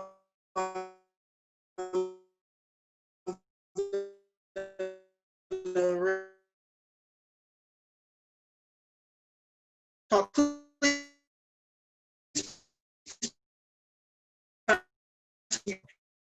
You know, the other thing about CrossFit is if you don't have an hour and a half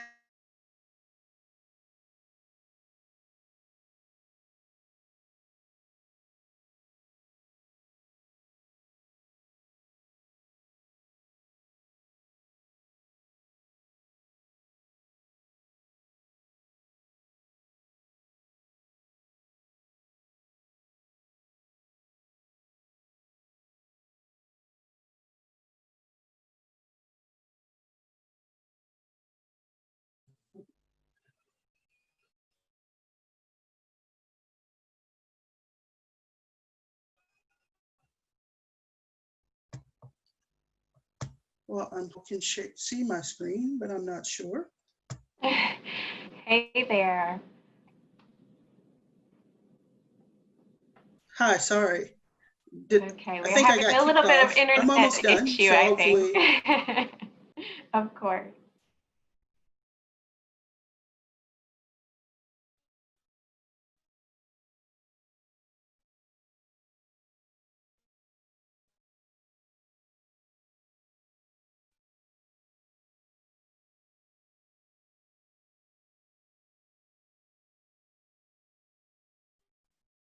Yeah. So that you would like to start to at least have some time for yourself, but to view it as something that isn't just another burden, if at all possible. And then work time and delineating workspaces and not workspaces. I've developed a terrible habit of working in my bedroom. Live in small places.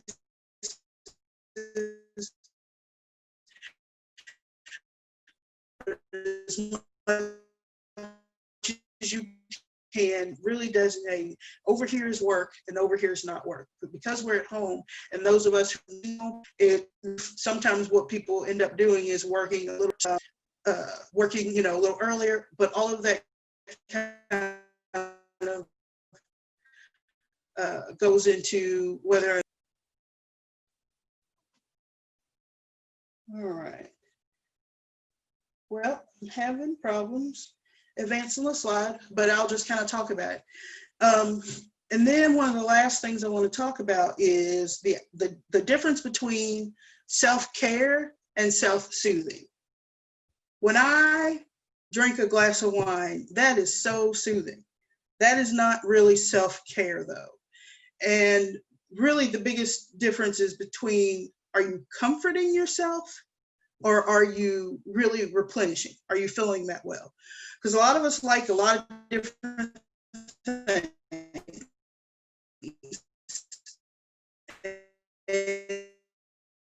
And so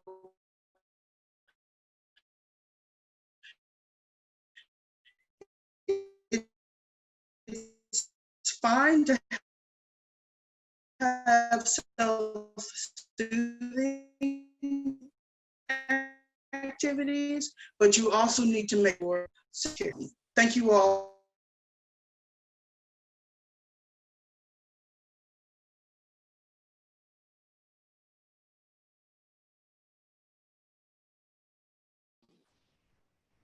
All right. Well, thank you so much, Dr. Frierson. I know that we're having a little bit of an issue with internet connectivity right now, so I do apologize for that.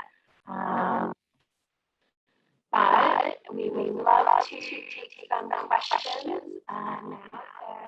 For those of you in attendance, please feel free to use the Q&A button down at the bottom, and hopefully we'll get some of these questions answered. Kim, are you there? I am here. I wonder if you can hear me because you kind of sound underwater, but I can hear you. So I've opened the Q&A. Maybe I'll just try to read the Q&A. Thank you all for the questions. So let's talk about, someone spoke about, can you speak a little more about how bias influences us when our individual culture is different and often opposite that of our family and the people we've grown up with? Will that bias affect how I interact with clients in the same way? If not, in what ways is it different? Thank you. So thank you for the question. And I think a bias can affect us, and the big thing about that is when we're unaware. When we're unaware of the bias, that is when it does the most harm. So if you're kind of unaware of, for example, if you've had, and this is just an example, if you've had a negative experience maybe with men around aggression or something to that effect, and then you have a client who is a young man who is very aggressive, or even an adult who's very aggressive, you understanding that you may or may not, you might have a negative bias towards an aggressive man because of past experiences, and that doesn't mean that you're going to provide ineffective services. What it means is that you really have to understand that, and you have to do the work to be like, I know that when I interact with that population, sometimes I have negative feelings towards them, or if you've had something happen that was totally not your fault, maybe you were mugged or something to that effect, then that has a toll on you. I always encourage, especially white social workers, I will ask them in groups, and this never works. I'll be like, tell me an experience that you've had, a negative experience with an African-American person. And to a note, no one has ever answered me in class. No one has ever said something. I don't think it's that they've never had those experiences, but you have to recognize them and look at them. You have to kind of really look and see those biases. And so sometimes it's very hard to recognize bias. There is a implicit association test from Harvard. I really shy away from that. That's something that was really popular a while ago. I think it's really important to get feedback from your colleagues and peers just about and understanding how you're operating, but it's not a guarantee that you will kind of have bias towards them. You really have to kind of understand what your biases are. That's why self-work is so important in the front. So that you know where it is. The other side of that is understanding the histories and experience of your clients. Because if every social worker they've had is white and something has happened that they felt disenfranchised, disrespected, nobody listened to them, then when they come to you, they probably are going to have a feeling. And that feeling is totally legitimate. As much as you can, part of the work is trying to get to, how you feel, what your culture is, how you feel about the work that you're doing, what is your identity, understanding their history and where there might be issues, and have discussions about that. That should, in my opinion, that should be part of your casework, your therapy about, this is kind of where I operate from. I'm really interested in, understanding what at least your experience of therapy or your experience of X, Y, and Z is. And then also, I would say to that question, making sure that you can be aware of when you start to feel anxious or have anxiety or have a negative feeling, because sometimes it comes on just like that. And it's not something that you had kind of put thought to. But really kind of when you get to places in practice where you're feeling, you might feel like there's a barrier or a little bit of, well, I don't think that, or those types of things, to examine those. That's a great thing to take to supervision as well. I'm a big fan of robust supervision, and you should be getting out of supervision what you want. This isn't just telling your supervisor what you're doing this week to kind of to combat that. So I hope that was helpful, but all of those things. And really, I'll give a quick example. My mother was a single mother, but at the time I was born, she had a master's degree. She was working for the state. She was a supervisor of a team. And when everybody's mom knew it. It doesn't matter if, she's a single mom. My mom got a master's degree and that is a cultural thing that I brought in. And the farther away I get from that, I am so embarrassed and sad about the people that I like inflicted myself on when I was first practicing. And so only with like really thinking about those types of things, really examining, you know, your history and where you come from, and even writing it down, because in my mind, that was just, it's not even something I thought about. It was just like, well, you know, being a single mom, you can find a way, and not that they can't, but operate, you know, understanding that that's something I brought in. So understanding all the things that you're bringing. Let me move on. Yeah, 19 minutes. So find social workers I come into contact with are in love with the idea of social action and challenging oppressive systems. When it comes down to it, provide resources that help create change they want to see. There's always why they can't follow through. On ethical and social justice obligations, time, money, and energy are given as reasons. I think part of this could be the centralization of social work education on clinical work first and community work second. Right. And maybe also bystander effect, that can also be part of it, right? In your opinion, can social workers be involved in social action and challenge oppression despite time, money, and energy? Absolutely, yes. A couple of things in there. And it's very cyclical because I think it's coming back around.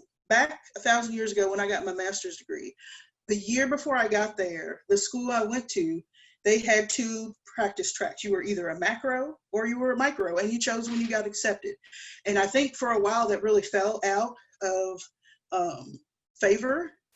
And I was like, you want to get me started? There's just a lot of stuff about money, that there's a reason that we've gotten into a clinical focus. A lot of us are clinical focused, and not that that's not needed, but I think kind of the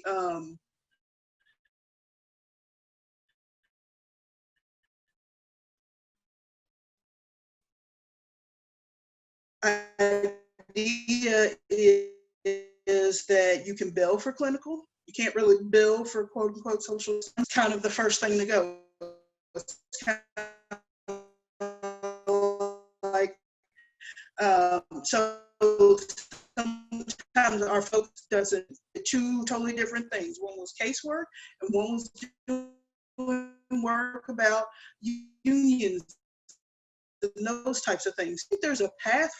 It's kind of like someone passes the law, you also have to enact the law. You also have to, I wouldn't be surprised if we see, because, you know, I have some, from the 2 universities I'm kind of affiliated with now, there's a lot of emphasis right now on racial justice and those types of things. But I think in general, social work would be missed to not highlight and really dig into our macro roots, because we have macro roots. We have community psychology is a degree that I think is secretly social work, but I'm not sure.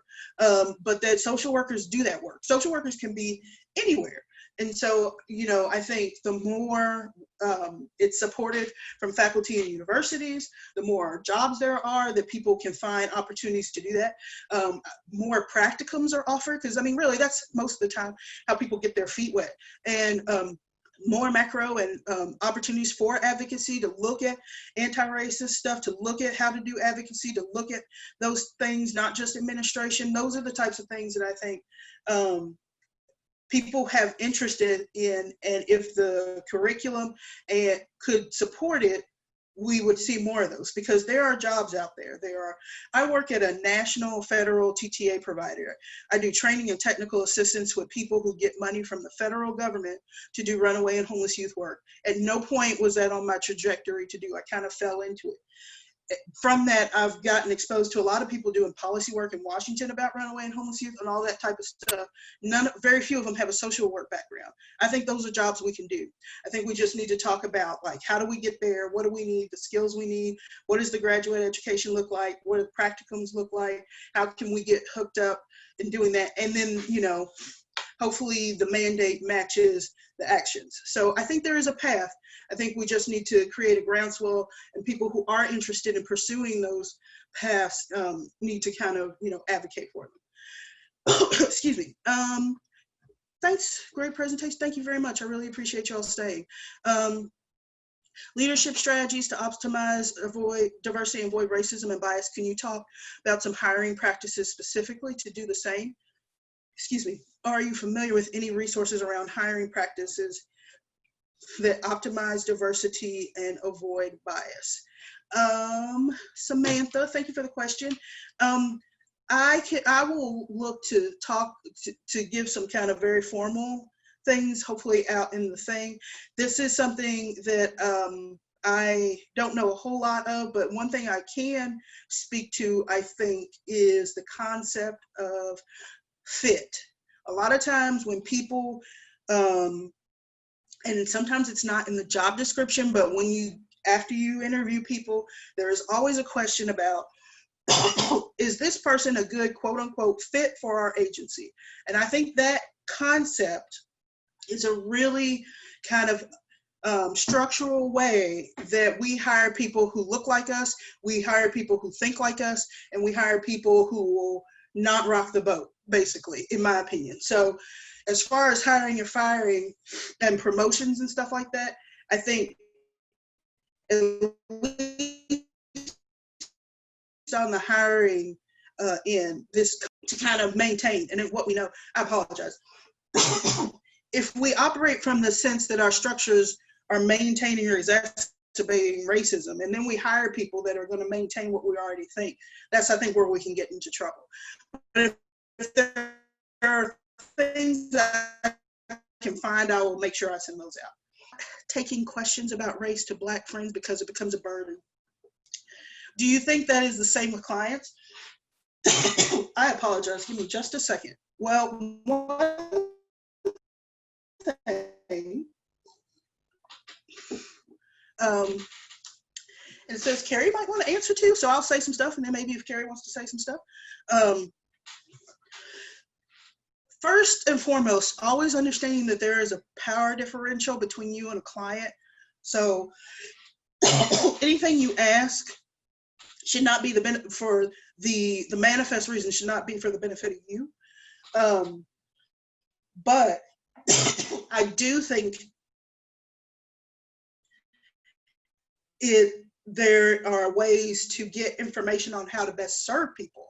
And so, you know, some of the things we talked about like talking about even as simple as, you know, there's a lot going on right now. How are you feeling? Can you talk to me about your biggest kind of, you know, difficulties with what's going on right now? So you're not specifically being like, it's real hard to be Black right now, right? Pardon me, everyone. I just have allergies, I promise. But those types of ways that are conversational, that are collaboratory, and that are respectful, but always, always, always making sure that when, especially with clients, because that is a power differential in many ways, that whatever we ask is, you know, in the interest of serving them better.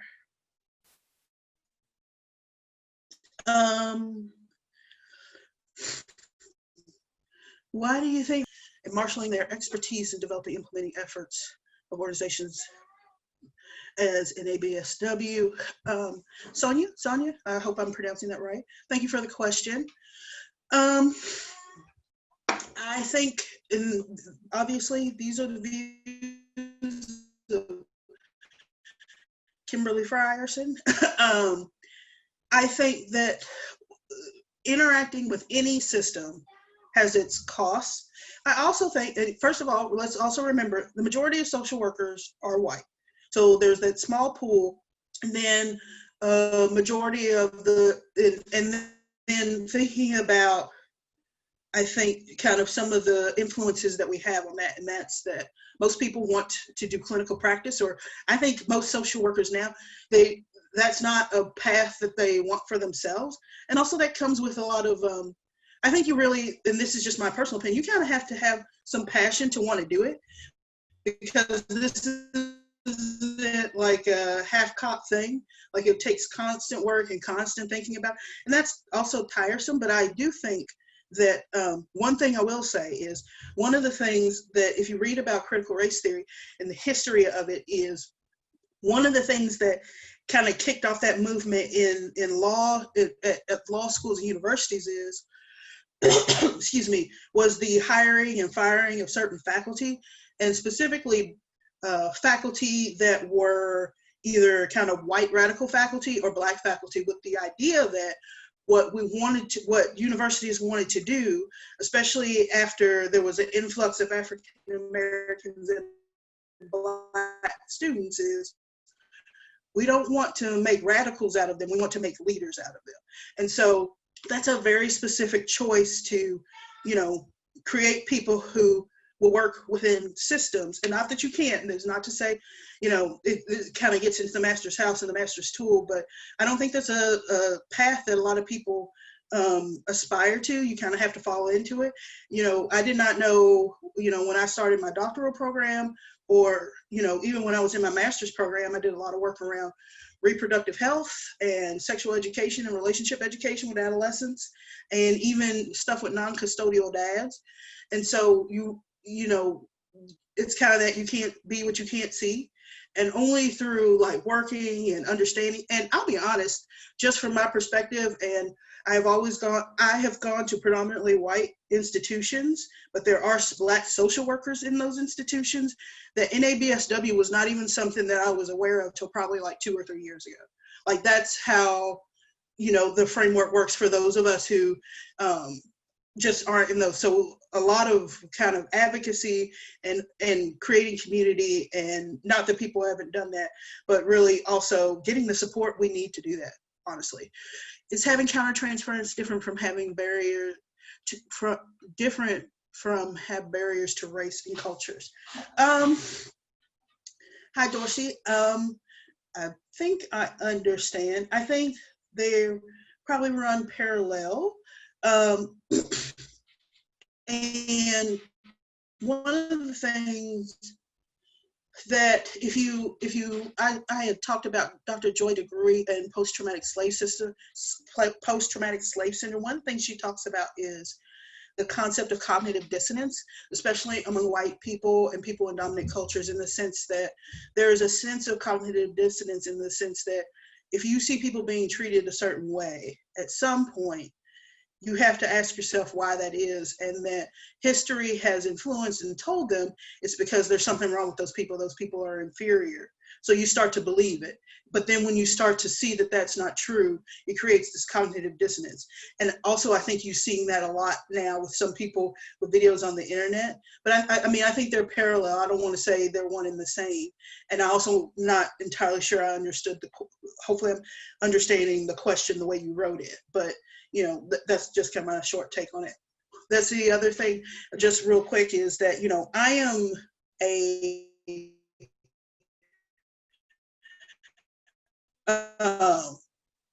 my family mediations and family team meetings and all those types of things, that's kind of in the past for me. It's been a long time since I've done that. I've done a lot of macro stuff. Once again, I wasn't trained for any of that, but that's kind of where I'm coming from. Social work will lose policy in macro unless change occurs. Is change needed at the educational level or licensing? Yes, I would say so. I mean, the last time I checked, and it was been a couple of years ago, there might be 2 or 3 states that actually license a macro social worker, but I'm not sure that's true anymore. But we do. So, you know, the manifest thing is maybe you don't need a license, but the latent thing of warrant, close the door, please. I'm sorry, licensing, and I don't think that's true. And so, you know, that would be great to do, or, you know, and licensing in the sense that, because I'm 2 ways about licensing. Licensing, as far as us being accountable to the public, is a good thing, I think. There are other things about licensing and neoliberalism and capitalism that I could talk about, but I do think licensing, to make sure that we have the knowledge and the skills that we're supposed to, is good. All right, I'm a social worker, a holistic public defender office, but they hired us to clean up messes because they, quote unquote, had to. Give me just 1 second, I'm sorry. Hey, I need you to go in the other room. I'm so sorry, everyone. I'm so sorry.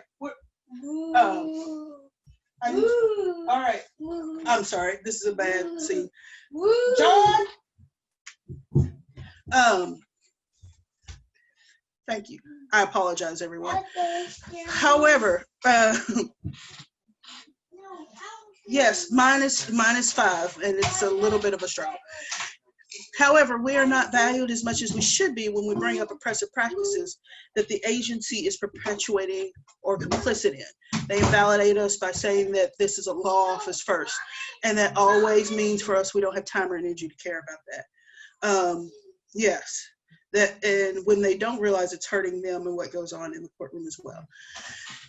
I think a lot of people who don't work in quote unquote social work offices probably feel that you're there to save people, but that you when you have things that they really don't highlight those things or those types of things. And that's a place for advocacy. And I also think that that's a place to think about interest convergence in the sense of, you know, especially with the current kind of situation about it in their interest, it is in their interest. And, you know, you can only make this argument to highlight these things because, I mean, you would like to think that people do things because it's in the best interest of human beings to do that, but sometimes it's not. Sometimes they have to be compelled. And in a huge system like that, you know, that can be super difficult to do. But finding those ways to try to, you know, highlight when it's in their best interest or when not operating in some ways that could create issues for them. Because unfortunately, that's what it takes sometimes. So, you know, looking at that critical race theory piece of like interest convergence might be a tactic to use. I'm sure you've used quite a few tactics to try to be heard, but, you know, I won't condone or deny, but sometimes maybe you have to, you know, create some awareness about what's going on as well, which you may have done as well. Got 3 minutes, so I've said and explained this many times, and I need advice on what to do when it's causing burnout. What a possible better way to communicate this? What is a possible better way to communicate this message and enact change? Excuse me. I'm not sure if that's related to the one before, but burnout is real. And also I will say that even though you have passion for it, and this is something that I've had to learn, is sometimes it's not our job to do it all. We have to have a support system. Other people have to help us in that. And you burning out and you having compassion fatigue and you being in a place where you can't be the best practitioner and advocate is in no one's best interest. So even though it can be really difficult to step away, sometimes you have to, because, you know, this is this is a marathon, it's not a sprint. And so, you know, if there are people that you can find that can support and advocate for you, with you, to kind of spread the load around, I would do that. Because sometimes, depending on where we are, we might be the only show in town, for lack of a better term. That can be really difficult. So, you know, number one, I commend you all for doing the great work that you're doing every single day. That's what the profession is about, is helping each other, helping us give the most effective services that we can be effective for our clients, because that's what we're here for. That we know everybody is worth something, and we want to make sure that everybody has as much as a chance as possible. And then the last one I see is, do you know of any specific resources or materials that can be brought to session to help facilitate race culture discussions with clients, especially related to trauma and unpacking trauma that has been experienced? Thank you. There is, excuse me, there's something that SAMHSA put out, and SAMHSA, Substance Abuse Mental Health Services, around culture and trauma there, and you might want to look, because sometimes they'll delve into culture very specifically. I will say this, I think it is very difficult. I think that is a skill that needs to be honed, because I think we've all been in trainings or facilitations where they bring up something that causes a lot of emotion, or that the facilitator is just not prepared to do, and that can be hard. So actually, I'm going to write that down. I'm going to look to see, as far as because I don't know if there's a set of facilitation. I think there are some things you can ask, but this also kind of goes back to the question about, you know, excuse me, if you have Black clients, about asking, you know, specific things. So I think, let me see if I can find some very specific ones. But number one, anything that will give you some work about really solid facilitation skills is number one. Obviously doing the culture and bias work, like, you know, there are things that I should not facilitate. There are topics that I am not the person, and I know that. That's the other thing about this is you have to know when you're not the one. I know that there are subjects that I cannot be objective about, so I'm not the person to do that facilitation. And so that, along with the skill, along with, I would look at SAMHSA about, they have some culture and race-based things, especially around trauma. The NTCSN, the National Traumatic Child, I'm saying this wrong, NTCSN, the National Traumatic Child Distress Network, they have a bunch of stuff as well. If I can find something, I don't think I'm going to be able to find something that's very like, you know, a tip sheet or anything like that, because at least in my personal opinion, being able to kind of facilitate a conversation about race is very difficult. I mean, I would probably look to see if you can find a facilitator of the same race at the very least, and not to say that, you know, race equals, but it is also about people's culture and about, you know, creating safety and connectedness and all that type of stuff, and that you value it. So, excuse me, we'll look for that. But as far as I know, I hope that is all of the questions. Thank you all so much for hanging out for 2 hours in the middle of the day. I really appreciate your time and efforts, and I really appreciate people being committed to the cause of operating in an anti-racist way, anti-oppression, understanding our own biases, because we have them. That doesn't make us bad people. It just means we have to do the work to mitigate them. So thank you all so much, and I'll give you your day back.